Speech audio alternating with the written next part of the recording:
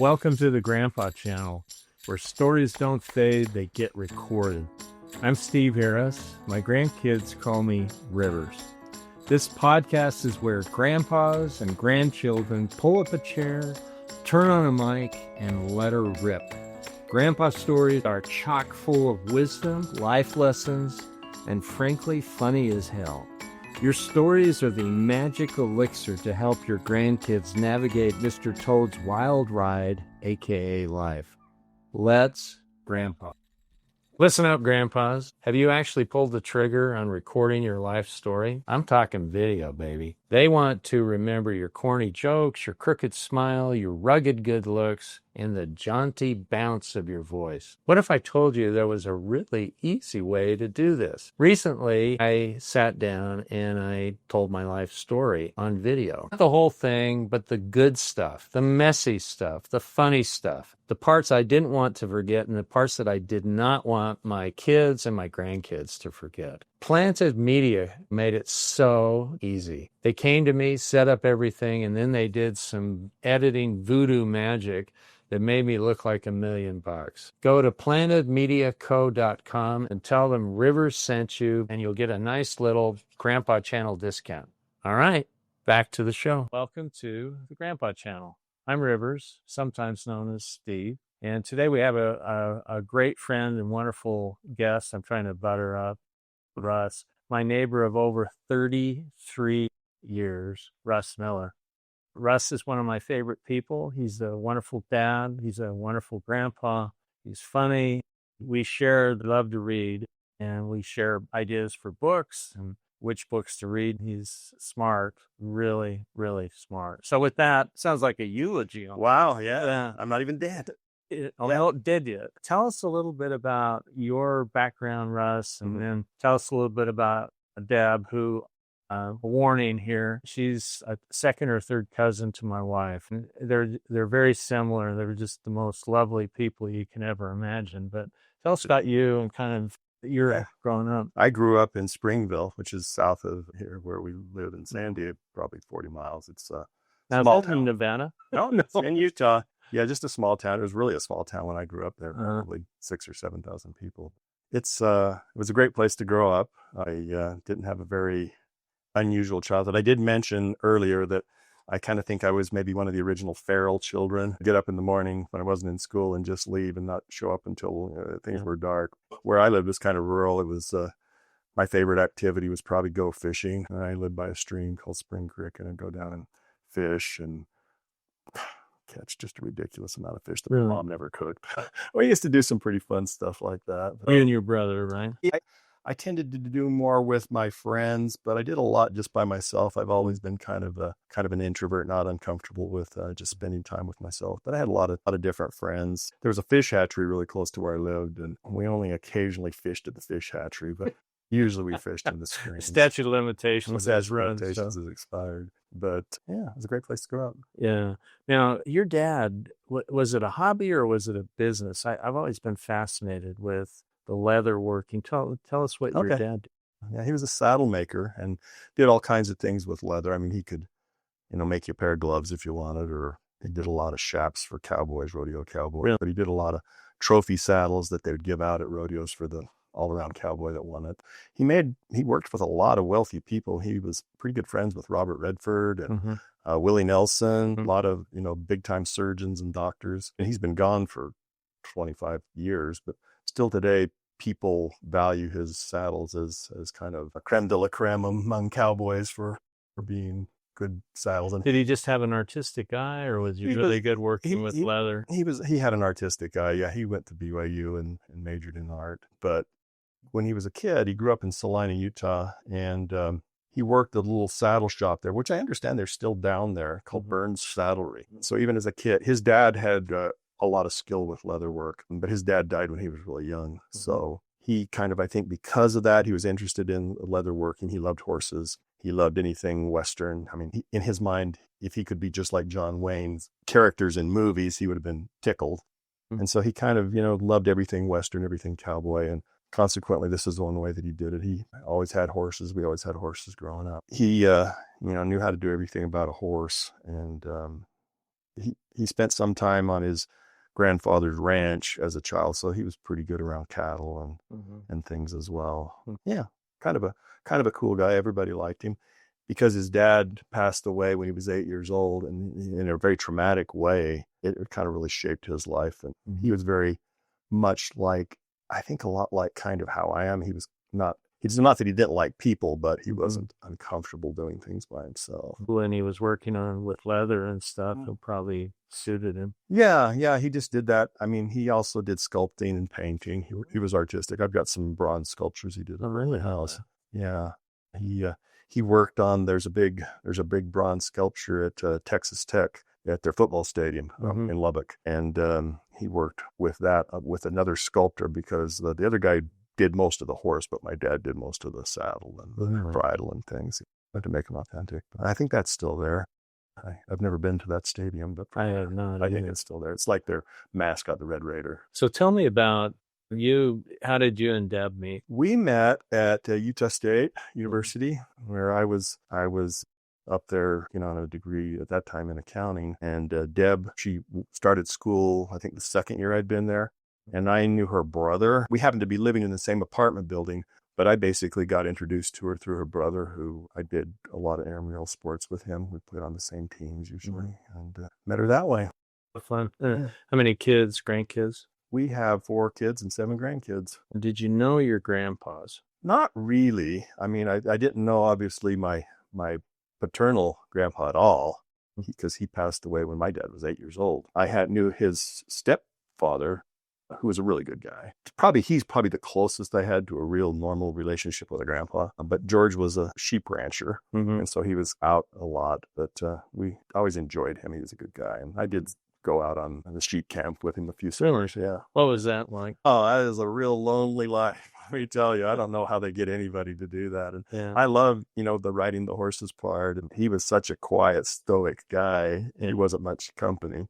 And we just get up before light and saddle up the horses and go out and try to find the sheep, because they just wandered loose out there on the range. It was up on Manti's Mountains, up above Manti. That was gorgeous. Oh, really pretty. I still like to go there, but I like the sheep dogs. They had some cool sheep dogs, but you go try to find the sheep. And what's interesting is, how do you keep track of them? They will kind of herd up, but what I've learned they did is, it's like there's like one black sheep for every 100 sheep, and as long as you can find all your black sheep, you've got the bulk of the herd. Really? Yeah. Why? Well, I guess they stay together, but if you had 5 black sheep and 500 total, if you find 5 black ones, you probably got the herd. You probably found the herd. But they did have dogs that would go out and kind of round them up, and they were healers, like little Australian Shepherd healers. Would you have problems like with coyotes? Oh yeah, there was a lot of problems with coyotes. Always had a gun. Really? 30-30. Yeah.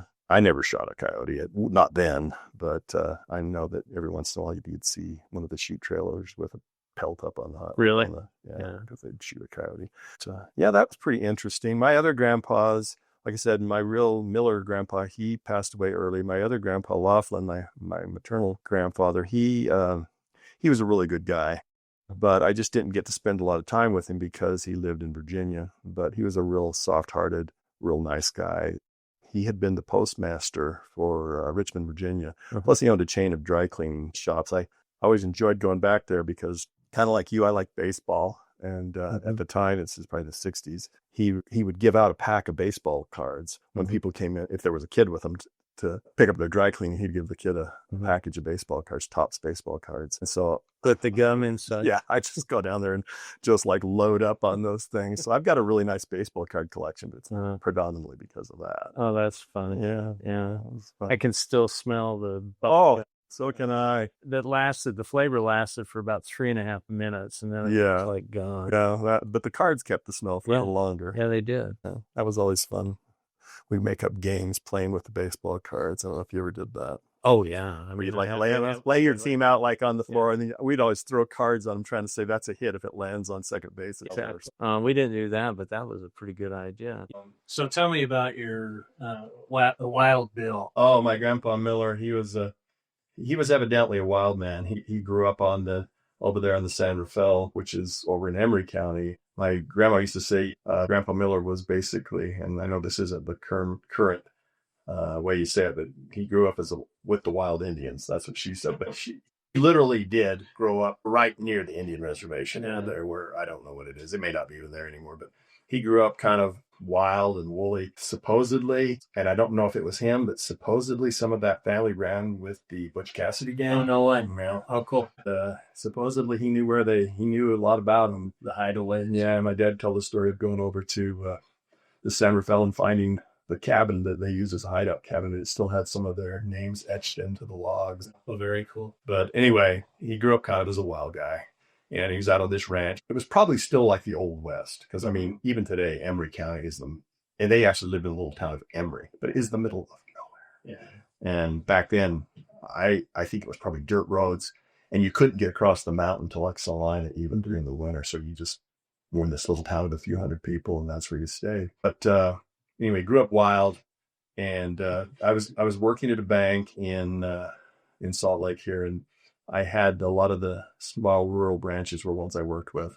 And so I was down in Salina, and I don't remember if I met these guys at a restaurant or if I met them at the branch, but I met these old timers from Salina. And I started talking to them about my uncle Erland, who had been the mayor and was a well-known guy in town. Oh, I'm related to him. They said, oh, how are you related to Erland? Well, I'm not really related to him. I'm related to his wife. And well, how are you related to her? Well, my grandpa was Bill Miller. Bill Miller? Wild Bill? And they got all excited and started telling me all these stories. Yeah. Some of them I'd heard, some of them I hadn't heard. But the one they told me that I'll never forget was one day, Bill Miller comes riding into the saloon. And I guess they had like an old tiny saloon with a big wooden bar and the big glass mirror behind it, and the big, whiskey bottles all lined up behind the bar. He comes riding down his horse. So he literally rode his horse into the bar, and he had 6 guns. And so he pulls them out. They say, pull them out. And he starts shooting the bottles off the back of the bar. And I'm sure he'd, been drinking or something already, and they said he was arrested, of course, and put in jail. But he just did some crazy things, but it's colorful. I mean, you might not have been fun if you actually lived it, but it was very colorful. So well, I think, that's one thing that would be really great for grandfathers is to tell colorful stories. It's not real. It's just cardboard cutout stories. These were real people. Some of them were, really good things, and some of them were not. These are they cautionary tales.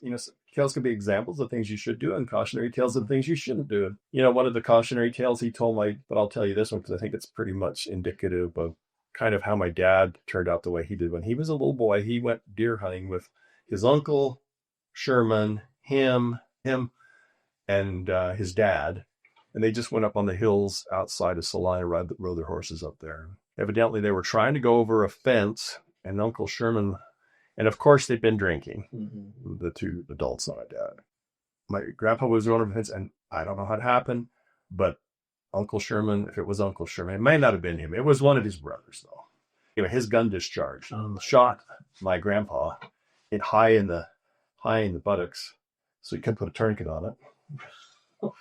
So anyway, they're trying to get back to town before he bleeds to death, and he was just like as white as a sheet, I guess. When they finally ran him back to town, he was just about all the way bled out. And as he was dying, he said to my dad, he said, I want you to promise me one thing. I want you to promise me you'll never drink because it's ruined my life. I made him promise. He said, drink and smoke. So my dad, even though he had a really hard life growing up because, he was bounced around during the Depression, basically like an orphan. But he never did drink. He never did smoke. That kind of hit home, and it was very transitional in the family history because my mom's family were all drinkers. My dad's family alcohol had ruined his life. Anyway, so we were raised that way to never drink or smoke. Well, I wasn't raised LDS, but I was raised to never drink or smoke. I just think that these are the lessons, like my dad told me about his dad, who was an alcoholic. He said, if you ever want to drink, let me know. I'll go buy it. We'll drink together. And I just thought, the lines I pictured, that was like, kill me now. But then he said, and by the way, my dad was an alcoholic, and you might have a predilection towards alcoholism. Yeah. And that was the thing that one was the seal of the deal for me. And cigarette smoke never had much appeal. Cigarettes never had much appeal to me at all. So.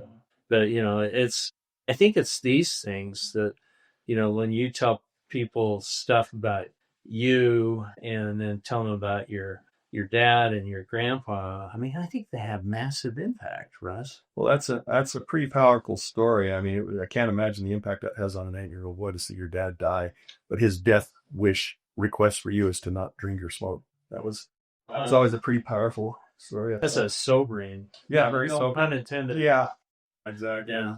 Wow, what a great. My grandpa, this was back during the Depression, and he built a little log cabin. In fact, I saw it. It's gone now, but I saw it when it was still standing. It was down along the Sevier River in some cottonwood trees, and it was like the size of a tough shed. But he built it out of rough cedar logs, just like a pioneer. Like if you went and said, "Show me a pioneer cabin," that's exactly what this was.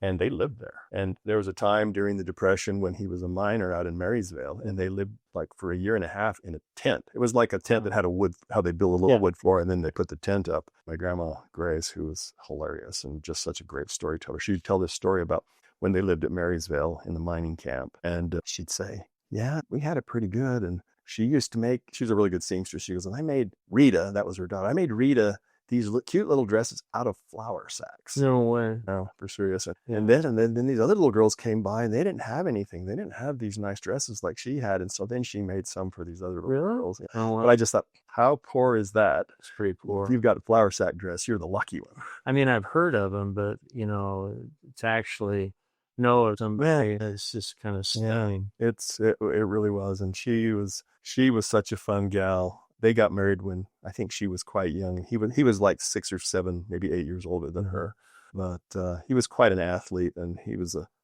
really, I think in his day, a really good cowboy, which is kind of why I think my dad kind of got fixated on the whole cowboy thing. My dad used to tell stories that were really funny. He'd always talk about he had this little horse, and I'm guessing it was kind of like a Welsh pony, kind of 2/3 size horse. And he was a little boy, and he said they would just go ride their horses as fast as they could, and they're playing cowboys and Indians. And he says they'd shoot at each other. He says they would just fall off their horses, at a full run. Really? And I've actually fallen off a horse at a full run, and that is not something you want to do. But they would just, play so rough. He also was always really good with a slingshot, and he was really good at making slingshots. My dad was. He made a couple for me out of inner tubes and a leather pouch and just the fork of a tree. Yeah. But evidently, he was really good shooting even when he was an adult. But evidently, when he was a kid, he was kind of a deadeye. Was he really?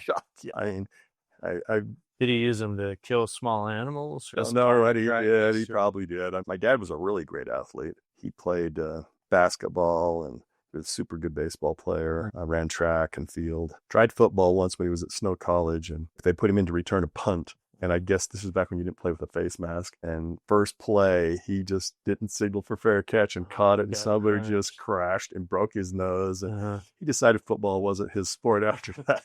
That's pretty funny. So, do you enjoy being a grandpa? Oh yeah, it's great. It's all the advantages of being a dad and a whole lot less disadvantages. You can add advice, but you don't feel like you've got to enforce things. Yeah, I think it really is kind of the best of all worlds as far as.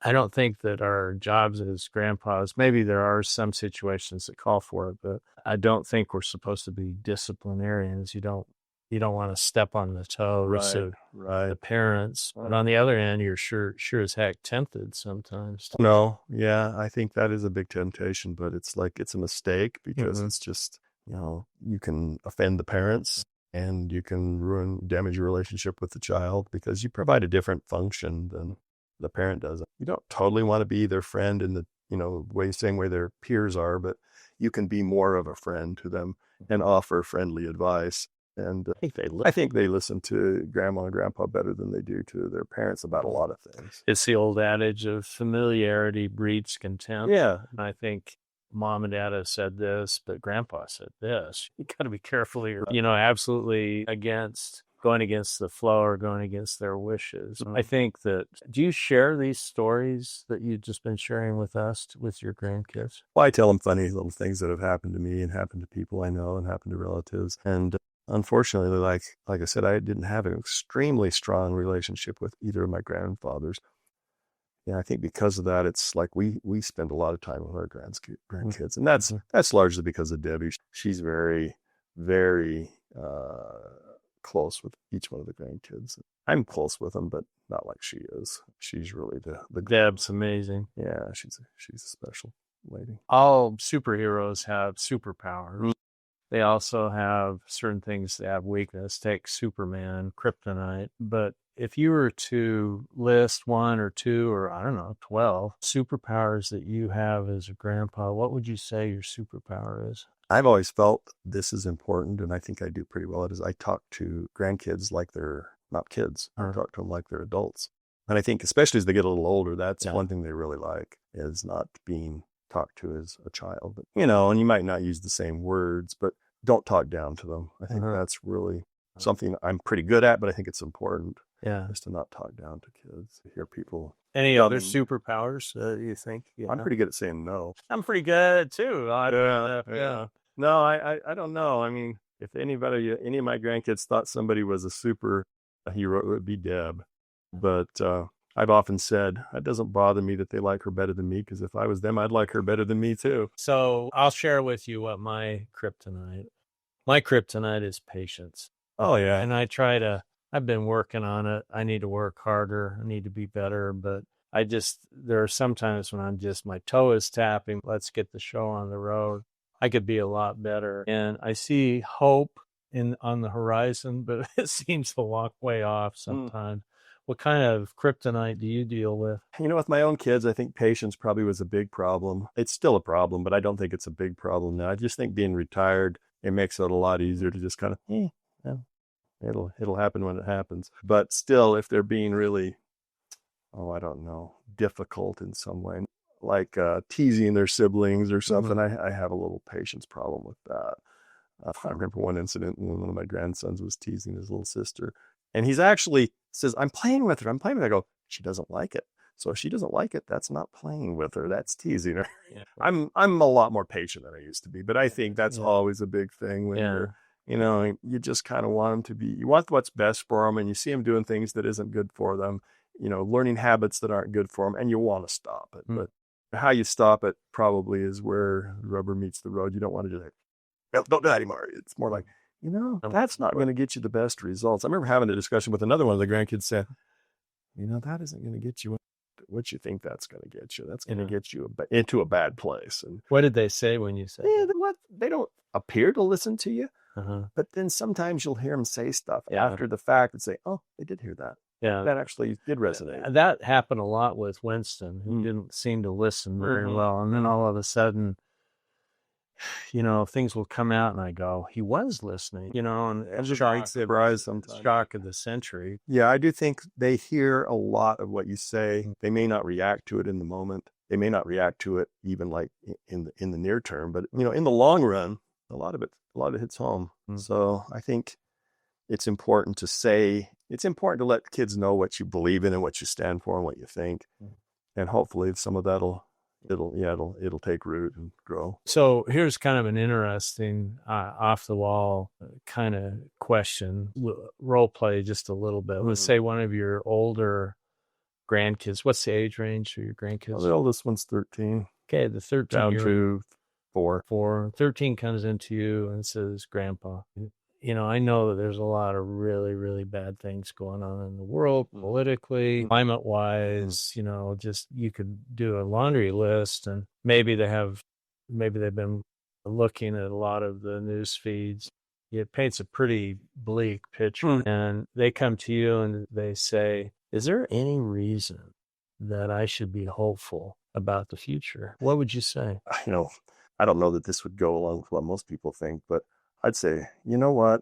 There's always been challenges. I mean, if you grew up in the late 1930s, you basically believe the Antichrist has been born because Hitler was trying to take over the world. And then if you're born like in kind of our age range, you grew up in the 60s, and it's like they were rioting in the streets. Oh yeah, if it was a little earlier, you heard, like in the 50s and early 60s, there was the atomic bomb, there was the Cuban Missile Crisis. If you were a little later, it's like the riots in Watts, cities burning in 1968, 69, there was rioting in the streets. It was at least as bad as it is now, if not worse. Now, that's not to say things aren't troubling and things aren't bad, but it's just like, you know what? There's always been this intersection between good and evil. And it sort of swings one way for a while and it swings back for a while, but there's always going to be opposition in all things. There's evil out there in the world, but there's good out there in the world. I really don't think there's less good now than there's ever been. I think what's happened is the media, social media, regular media focuses on all the negative things. They always did, but there's just so much more media, so much more availability. I don't like this, so I'm going to go here. And plus with algorithms that are built into all the social media platforms, once they realize that you kind of are interested in something like, negative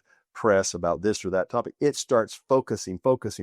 So pretty soon, 80% of your feed, 90% of your feed is all about these negative topics. And so it just laser focuses you on bad stuff. Creates echo chambers. Yeah, I've tried this before where I start liking or looking at things that are positive, like me, but I love little animal videos. Like I had this one with baby donkeys the other day. It was just so cute. But if you look at that kind of stuff, you start getting more and more and more. But if you look at negative things, you start getting more and more and more of it. Evil. I mean, you go back to the 60s, we had a civil war in this country, brother fighting brother, people dying by the hundreds of thousands. 600,000. Yeah. I mean, it's like, that's kind of the human experience. Well, you think about the things that worried you when you were a kid. Oh, yeah. I mean, and you look at them in hindsight, it's like, that was nothing. Why did I worry about that? Why did I worry about, I don't have the perfect kind of Levi's, or I didn't have the, I don't have a car and my friends do. And you'd worry about silly things. And, kids can be cruel one to another. I think the problems that I see maybe more is their relationship with other kids. And, they want to be accepted. They want to be valued and loved. And sometimes, you don't get that. And I think the social media can be really cruel because people say things on social media they wouldn't say face to face. And I'm a big believer in not giving kids smartphones until they're probably 18 years old. I know that probably isn't going to happen with most people, but I just think it's worth a shot. It's bad to have all that negative reflective feedback coming to you that you don't need to hear. I mean, you can imagine bad enough things without hearing firsthand or hearing it through social media. But anyway, that's a very grandpa thing to say. It is. I hate it when I start sounding like I'm 187 years old. Exactly. Oh, please. Okay, so here's one of my last questions for you. Somehow teleport the 30-year-old Russ Miller, put him right in this chair, and you've got as much time as you want. What would you tell him? What would you tell him? To tell myself? Yeah, what would you tell yourself? I'd probably tell myself just, it's a cliche, but just don't worry about the little stuff. It's like, wasn't there a book, Don't Sweat the Small Stuff and Everything's Small Stuff? Mm-hmm. That's kind of what I tell myself, because so oftentimes I would get caught up in the thick of thin things, just worrying about little stuff. It didn't matter. Mm-hmm. And focus on the long term, not the short term. And I think that's true in so many aspects of your life. Your investment, your relations, your job, everything is just like think long term, think eternal. Well, how are you going to be remembered? You're going to be remembered as this guy that just lost his temper all the time, or are you going to be remembered as, he was always nice, or he was always patient, or he told funny stories. Like my grandma, I just think of her. I just think of the best storyteller ever. She was so fun and so energetic and just told the greatest stories. Yeah, I'd say just relax. This too will pass. Get a good night's sleep, and tomorrow everything will be better. Yeah. I found that to be really true in my own life. Yeah, I have too. A lot of the fears that you have are paper tigers. Exactly. There's a quote. I'm probably going to butcher it, but it basically is, "A brave man dies but once, but a coward dies 1,000 deaths." I mean, it's every time you're just stressing about these things, and they don't happen most of the time, or at least not as bad as you imagined. You really can't. If you can't do something about it, why worry about it? I think that's a lesson that you've very eloquently talked about, but it's something that we as grandpas need to pass on to kids, that the fact that you're not getting along with some friends in the neighborhood due to who knows what, this too shall pass, and you'll learn from it and move on. I think that what I would want to do with my kids is just say, listen, you're supposed to have these experiences, both good or bad. What are you going to learn from it? Yeah, exactly. Yeah. Did you learn more when you got everything going your way, or did you learn more when you had challenges? As much as we don't want challenges, that's what you learn from. Those are the ones you remember. I wish I could take some tests, because I'm a pretty decent test taker, and kind of pass out of some of these real challenges, but no, it's actual experience, and it feels rough and rugged at the time. And this is a little kind of cliche possibly, but we're really here to help other people. And a lot of times, I think your real empathy comes from the school's hard knocks when you get slapped up the side of the head, so to speak. Mm-hmm. And I just think about an experience that I had in my life where I had a very traumatic thing happen to me, and then because of that traumatic event, it was basically a traumatic like workplace event. Got another job at another company, and then I met some more people. And I felt like I've been put here to help these people. And because their problems were just sort of like what I'd gone through. And I felt I really had a strong impression that's like, that happened to me so I could help them. Yeah. And some of them were like younger people I felt like I could mentor. Some of them were peers that had similar things happen and were really struggling with it. But I think a lot of times it's like, you don't just get whacked on the side of the head always just because, it just happened. Sometimes it has a purpose. And I mean, like I said, I'm not asking for any more of that. Put in your order. Yeah. But I do think a lot of good can come of hard things. That's wonderful. My grandma was a real feisty young lady, and she told us this story about she went on a date with one of her girlfriends and then two boys. I gathered at like 15, 16, 17 years old. They went to a date, and these boys took them out to Palisade Reservoir. I don't know if you know where that is. It's outside. There's a golf course out there now. But it's just a reservoir outside of Manheim. And in a Model T Ford, and I gathered it was probably kind of a newer one. Anyway, these guys decide that they're going to go skinny dipping, and the girls were not happy with that. So my grandma says, well, I'm going to show them. And so it's, how reservoirs are, they'll embank down and, because it's got to be kind of a basin in order to be a reservoir. So this car's parked up here, and she like takes it out of gear and shoves it and runs it into the lake. No. And then they proceed to walk home, her and her girlfriend. It was like 3-4 miles. Yeah. But just thought, oh my gosh, I hardly believe that. Yeah. So she was feisty? Oh, yeah. She was very feisty. Debbie had a funny experience with her too, where Grandma was going on and on and on about my brother and this and that and the other thing, and he's doing this and he shouldn't be doing that. So Debbie kind of commiserates with her. Oh yeah, he shouldn't be doing that. That's not right. And then my grandma, he's a good kid. You can't possibly say that about him. It's just like, wow. It's like it was boom, 180 degrees in 1 second. But that was my grandma. She to be very protective of her family, but everything she did was very entertaining and emotional and just a great story. Just a great story. Had a great cook. She was really a good. What were her specialties? She made a really great pot roast. She did with, and a lot of what she did was with lamb and mutton because my girl was sheep. But she did a thing where she would take a roast and put it in a pressure cooker, and I think she used like Lipton, that instant Lipton tea, and she put vegetables and stuff in. It would just be so tender, it would just fall apart. But a really fun lady. She just worked her whole life. I mean, she was still working like as a seamstress in these clothing factories, I think when she's like 80 years old. Really? She never had it easy. Her husband died, left her a widow with 2 kids when she was probably early 20s during the Depression. She she made it out. She made it, and she lived to be 94, I think. She was born the same. Yeah, just a fun gal. She was a lot of fun. Miss her more than any of I miss all of my, departed relatives, but probably her more than anybody. She was a lot of fun. That sounds like she'd be a great lady. When did she pass away? But it was probably 15 years ago. Mm-hmm. I'm not good with years and dates. I always ask Gene. That's what I do.